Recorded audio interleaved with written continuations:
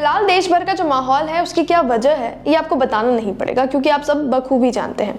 एक दूसरे के धर्म पर टिप्पणी करना, दूसरों की भावनाओं को ठेस पहुंचाना और कहीं कहीं तो जबरदस्ती ही अपनी भावनाओं को आहत कर लिया जाना आए दिन का खेल है। सेक्युलर भारत की छवि पे एक बहुत बड़ा दाग तो हम पहले ही लगा चुके हैं। अब बीजेपी के मंत्री से आए दिन और भद्दा करने में लगे रहते हैं।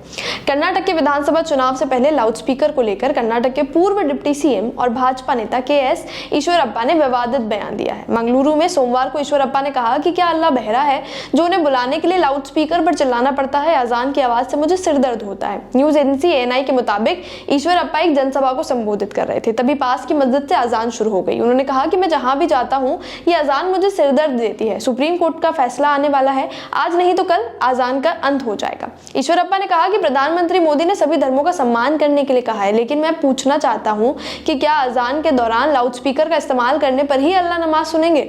हिंदू भी मंदिरों में भजन और प्रार्थना करते हैं, हम उनसे ज्यादा धार्मिक हैं और ये भारत माता है जो धर्मों की रक्षा करती है। लेकिन अगर आप कहेंगे कि अल्लाह केवल तभी सुनता है जब आप माइक का इस्तेमाल करते हैं, तो मैं ये जरूर पूछूंगा कि क्या वो बहरा है? और ये पहली बार नहीं है कि उन्होंने किसी धर्म विशेष पर टिप्पणी की हो, विवादित बयान दिया हो। इनका रोज का काम यही है।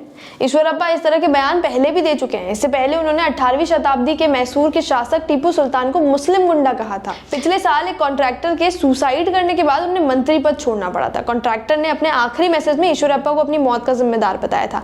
अजान लंबे समय से बहस का विषय रहा है। इसे लेकर एक वर्ग का तर्क है कि अजान के लिए लाउडस्पीकर का इस्तेमाल अन्य धर्मों के लोगों को परेशान कर सकता है। इसे लेकर कर्नाटक हाईकोर्ट में पिछले साल मस्जिदों को कोई निर्देश जारी करने से इनकार कर दिया था। कोर्ट ने कहा था कि अजान से अन्य धर्मों के लोगों के मौलिक अधिकारों का उल्लंघन होने वाली दलील को स्वीकार नहीं किया जा सकता है।